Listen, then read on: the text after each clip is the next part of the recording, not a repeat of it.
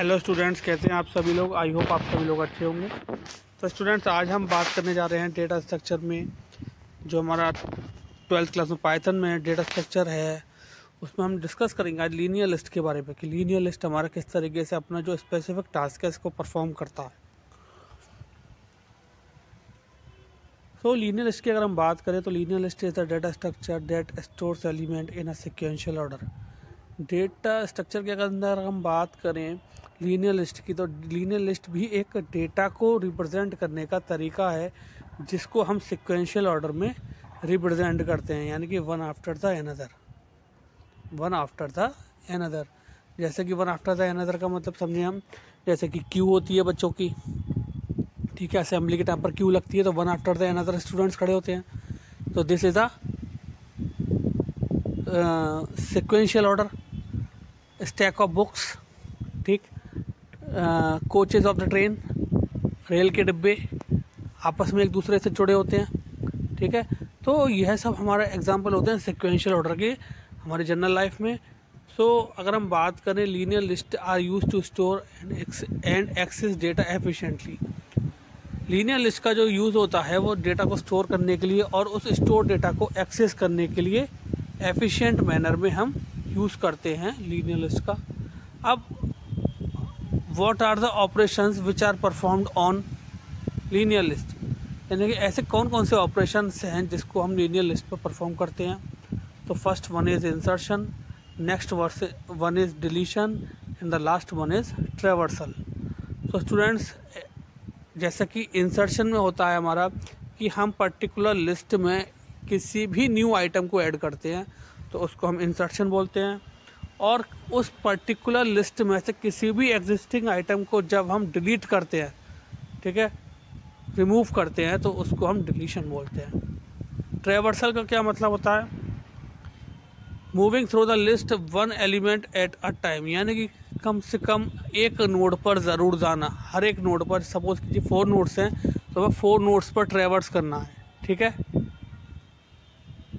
अब बात करते हैं सिक्वेंशियल ऑर्डर। जो हमारा लिस्ट होती है, सिक्वेंशियल ऑर्डर की जो लिस्ट होती है लीनियर लिस्ट, इसमें जो फर्स्ट वन आता है हमारा वह आता है एरे। एरे क्या होता है? तो स्टूडेंट्स, एरे जो टॉपिक है ये बेसिक टॉपिक है। ये कॉन्सेप्ट हमारा सी और C++ में भी यूज़ होता है। तो सबसे पहले हम जानते हैं एरे आखिर होता क्या है। Array is a group of related data types. Array जो होता है ये एक ग्रुप होता है रिलेटेड डेटा आइटम्स का that share a common name, जो कि एक कॉमन नेम होता है, ठीक है। यानी कि एक कॉमन नेम होता है जिसमें हम जो है कलेक्ट करते हैं रिलेटेड डेटा आइटम्स को।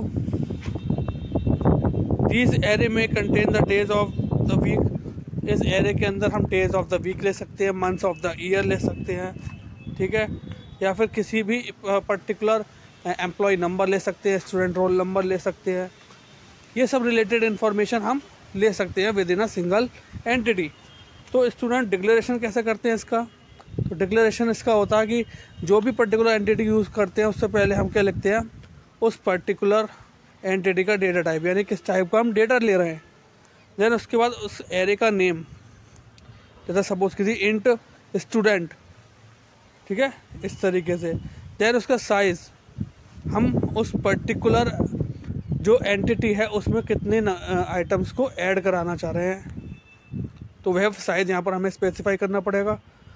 अब देखिए नीचे एग्जांपल में दे रखा है इंट मार्क्स। इंट हमारा डेटा टाइप, मार्क्स हमारी एंटिटी, और ब्रैकेट में, स्क्वायर ब्रैकेट में हमारा उस पर्टिकुलर एंटिटी का साइज़, ठीक।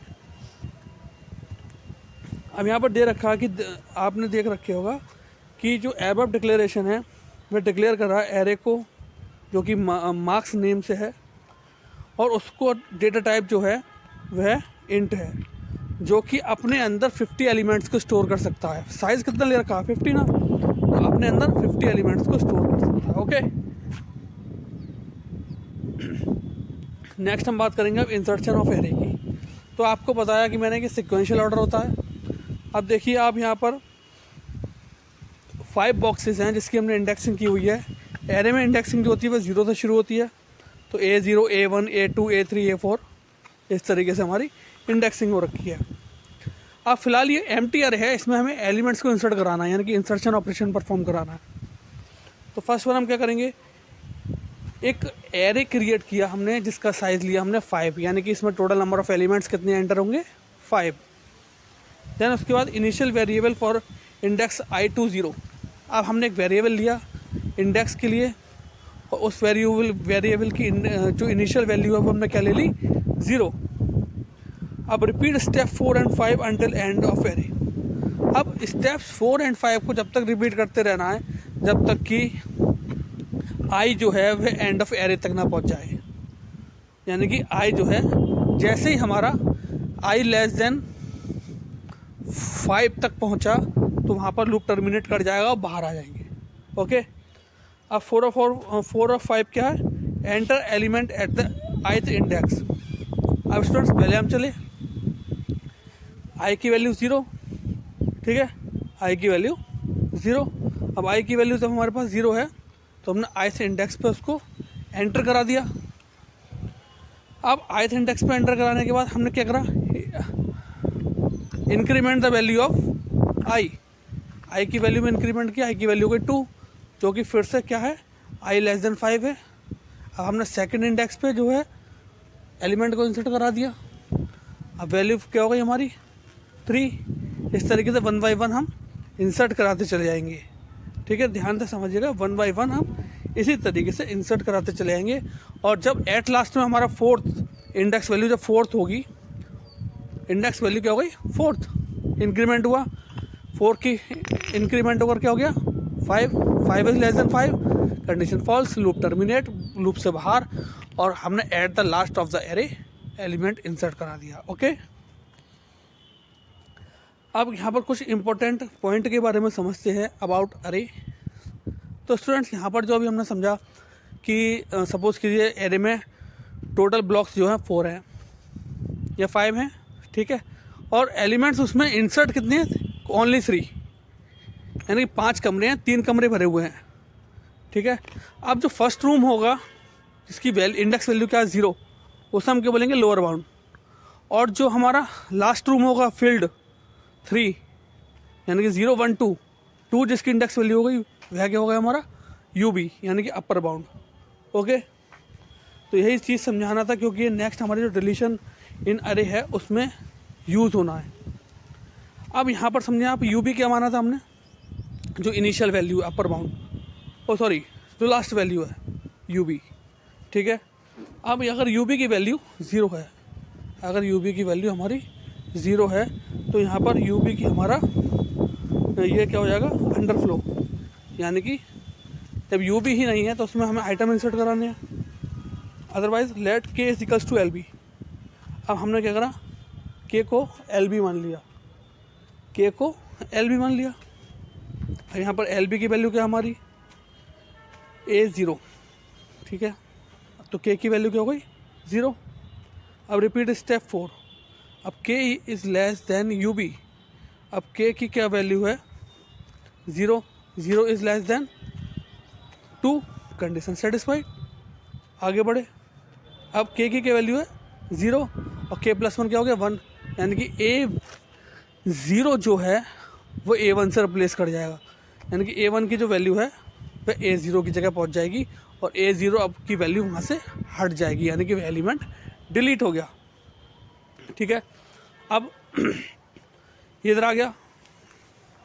अब यूबी की वैल्यू क्या हो गई, यूबी की वैल्यू 1, ठीक।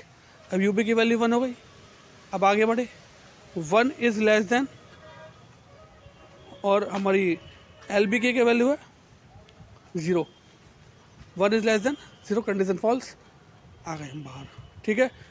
तो अब क्या होगा यूबी इज इक्वल्स टू, अब यूबी क्या हो गया हमारा नल हो गया, तो यूबी की पोजीशन क्या होगा यूबी -1, एक पोजीशन कम हो गई ना यूबी की एक पोजीशन कम हो गई, यानी कि यूबी हमारा एक स्टेप पीछे आ गया, तो उसकी क्या वैल्यू हो गई 1, ठीक है। तो इस तरीके से हम डिलीशन परफॉर्म करते हैं। तो स्टूडेंट्स आई होप आपको ये लेक्चर जो हमने आज एरे के ऊपर समझाया आपको अच्छे से समझ में आया होगा।